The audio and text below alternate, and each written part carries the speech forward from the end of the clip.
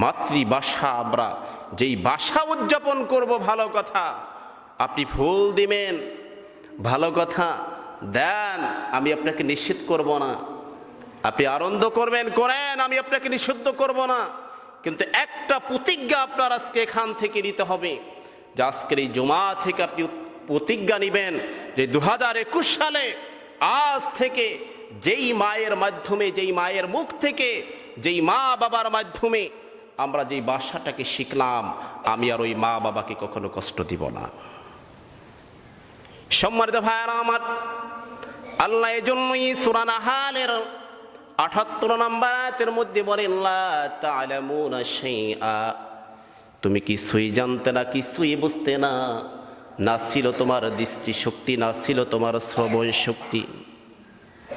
এই সবগুলো আপনি মুখের ভাষা, আপনাকে একটা, আমার ছোট্ট সন্তান যখন চোখের আমার সামনে দাঁড়িয়ে একবার আব্বু বলে একটু কথা বলে আর কথাটা মুখ থেকে বেঁধে যায়, দ্বিতীয়বার আবার এই কথাটা আমি রিপিট করে আমার ওই সন্তানকে শিখিয়ে দেই। ওর মায়ের সাথে থেকে থেকে একবার দুবার একটা কথা হয়তো লক্ষবার কানে ঢুকতে ঢুকতে শুনতে শুনতে 1 থেকে 1.5 বছরের 2 বছরের সন্তান কথা বলা শিখে যায়। এটা একমাত্র আবার ওই মা এবং বাবার তাদের পরিশ্রম, তাদের ত্যাগ। সম্মানিত ভাইরা আমার, এজন্য আল্লাহ রাব্বুল আলামিন প্রত্যেকটা সন্তানের উপরে মা বাবার খেদমত আল্লাহ করেছেন, বাধ্যতামূলক করেছেন মা বাবার সন্তানের প্রতি মা বাবার খেদমতের। আপনি আল্লাহর ইবাদত করতে এসেছেন, নামাজটা হলো আল্লাহর ইবাদত, কিন্তু দ্বিতীয়বারে আল্লাহ বলেন মা বাবার খেদমত করাটাও ফরজ।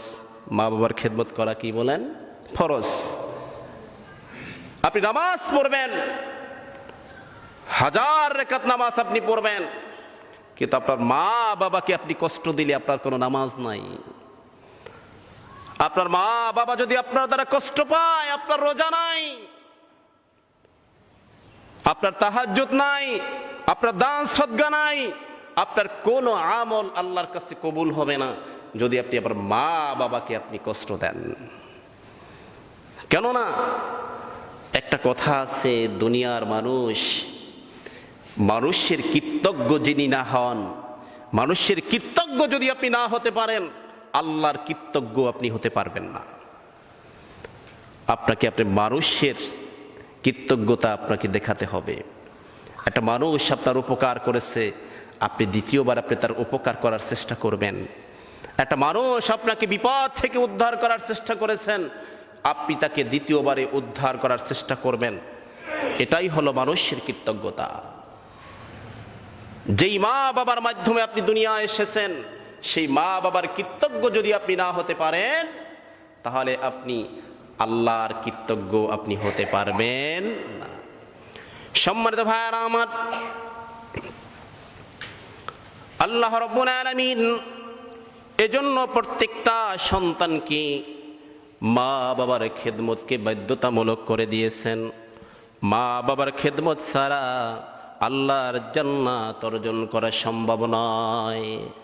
আল্লাহর জান্নাত অর্জন করতে হলে আপনাকে মা বাবার খেদমত ছাড়া বিকল্প কোনো পথ আপনার নাই।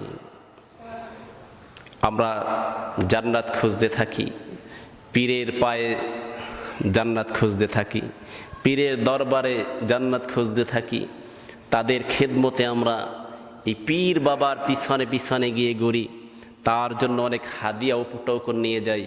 কিন্তু আপনার মা 1000 বার 1 লক্ষ বার আপনার এই পীর সাহেব আপনার জন্য দোয়া করলে কবুল নাও হতে পারে, কিন্তু আল্লাহ বলে রিদার রব্বি ওয়া রিদওয়াল ওয়ালিদাইন ওয়া সাখাতার রব্বি ওয়া সাখাতিল ওয়ালিদাইন। ও আমার উম্মত, আল্লাহর হাবিব বলেন, ও আমার উম্মত, তুমি যদি আল্লাহর সন্তুষ্টি চাও তাহলে তোমার মা বাবার সন্তুষ্টিটা তোমার প্রয়োজন। ওয়াসাখাতুর রব্বি সাখাতিল ওয়ালিদাইন।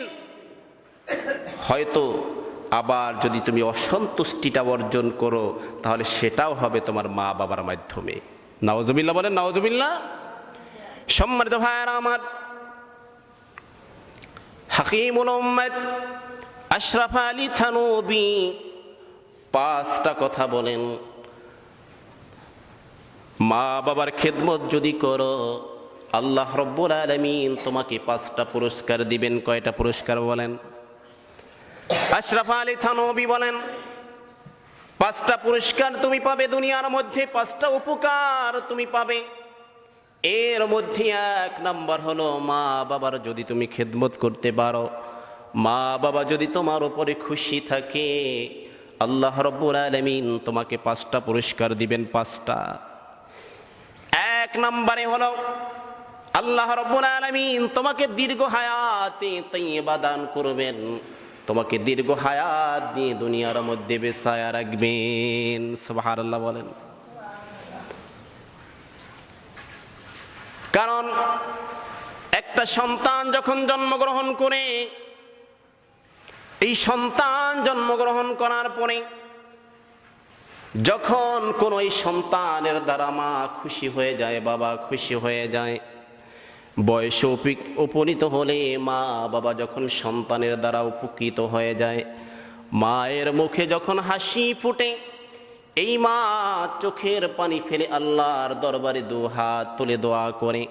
প্রথম দোয়াটাই হলো, আল্লাহ ও আমার প্রভু, আমার এই সন্তানটাকে তুমি আমার যত মাথায় চুল আছে এত বছর তুমি বাঁচিয়ে রাখো। প্রথম দোয়াটাই হলো মায়ের। কত আদর মাখা সন্তানের কল্যাণের জন্য দোয়া করে মা চোখের পানি ফেলে, বাবা ও আল্লাহ তুমি আমার সন্তানকে দীর্ঘ হায়াত দিয়ে তুমি বাঁচিয়ে রাখো। একটা সন্তান যখন আল্লাহর সাথে নাফরমানি করে দুনিয়ার মধ্যে যখন আল্লাহ শাস্তি দেওয়ার চেষ্টা করেন, যদি তার উপরে আল্লাহ কোনো মুসিবত চাপায়া দেওয়ার চেষ্টা করেন, আল্লাহ রাব্বুল আলামিন এই মায়ের দোয়ার কারণে সেই মুসিবতটাও আল্লাহ তখন সরায়া দেন। দ্বিতীয়বারে এই সন্তানটা যখন জন্মগ্রহণ করেছে, ছোট্ট সন্তান জন্মগ্রহণ করার পরে কত আত্মীয় স্বজন এই সন্তানের জন্য মিষ্টি নিয়ে আসে। আপনার বোনের বাড়িতে আপনার বাইগনা হয়েছে, আপনি মিষ্টি নিয়ে যাবেন। ওই মা তখন বলবে, ভাই তুমি কেন মিষ্টি নিয়ে আসলে? তোমার এই বাইগনার জন্য, সন্তানের জন্য একটু দোয়া করে দাও। আলেমদের কাছে যায়, ও আলেম সাহেব হুজুর আমার সন্তানের জন্য দোয়া করেন, অনেক দিন যেন বেঁচে থাকে। এভাবে কেউ যদি টাকা দিতে চায়, সন্তানের কাছে টাকা দেওয়ার প্রয়োজন নাই, তুমি দোয়া করো, তোমার এই বাচ্চাটার জন্য দোয়া করো, আল্লাহ যেন বাঁচিয়ে রাখে। আল্লাহ রাব্বুল আলামিন দ্বিতীয় যেই পুরস্কারটা দিবেন, দ্বিতীয় যেই পুরস্কারটা আল্লাহ দিবেন, তার মধ্যে হলো মুসিবত থেকে এই সন্তানকে আল্লাহ হেফাজত করবেন, মুসিবত হতে আল্লাহ মাফ করে দিবেন। একটা একটা সন্তান মনে করেন তার উপরে আল্লাহ লানত শুরু হয়েছে, আল্লাহর একটা বাজেট হয়েছে যে এইটাকে ঠাড়া পাড়ায় মারে ফেলাও, তোকে ঠাড়া পাড়ায় মারে ফেলাও। আল্লাহ রাব্বুল আলামিনের ফেরেশতারা যখন এই ঠাডা নিয়ে রওনা হয়, সন্তান রিস্কা নিয়ে বের হয়েছে, রাস্তায় বের হয়েছে, এই সময় মা দোয়া করেছে, আল্লাহ আকাশের মধ্যে বিজলি চমকাচ্ছে, আমার সন্তান ঘর থেকে বের হয়েছে, আল্লাহ তুমি আমার সন্তানকে হেফাজত করো। পথিমধ্যে এই দোয়া আল্লাহর কাছে কবুল হয়ে গেছে। ফেরেশতারা আল্লাহর কাছে বলে, আল্লাহ ও আল্লাহ মায়ের দোয়া বাধা হয়ে দাঁড়িয়েছে, কি হবে? আল্লাহ রাব্বুল আলামিন ফেরেশতাকে বললেন, ওই ঠাড়াটা তুমি তাল গাছের উপর ফেলাইয়া দাও, ওর মাথার উপরে ফালানোর দরকার নাই, তাল গাছের উপর ফেলাইয়া দাও। কত বড় আপন মা। অনেক লম্বা আলোচনার সম্মানিত ভাইরা আমার, এর জন্য আমাদেরকে একটা প্রতিজ্ঞা সকলের নেওয়া উচিত, মা যেন আমার জীবনে কখনো, আমার মা বাবা আমার দ্বারা কষ্ট না পায়।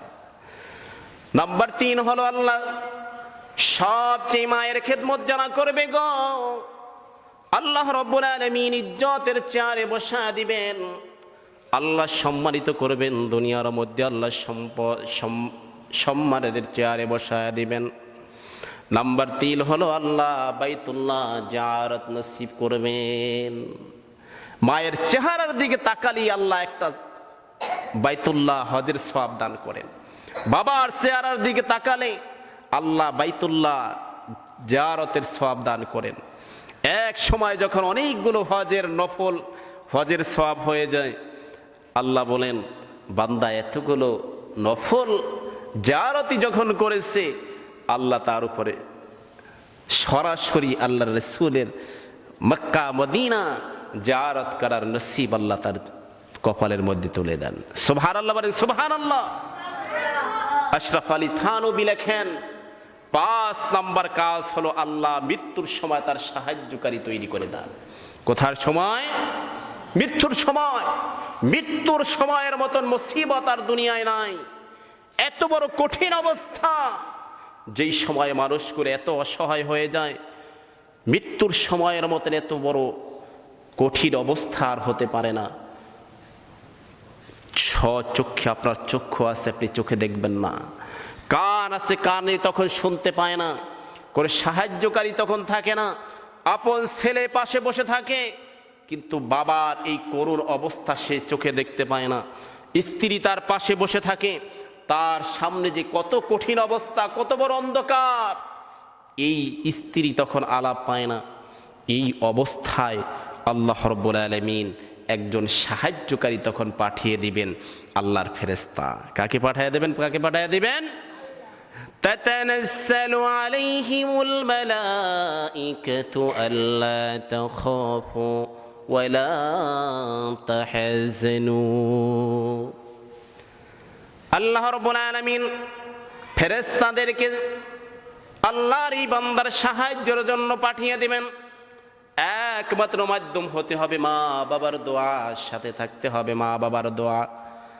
মায়ের দোয়াটা যদি সাথে থাকে, আল্লাহ রাব্বুল আলামিন আপনাকে এই 5টা মুসিবত থেকে মাফ করে দেবেন। সাল্লাল্লাহুম্মা আমিন। সম্মানিত ভাইরা আমার, আমি আবারও বলবো, আমরা আজকে এই জুমা থেকে এই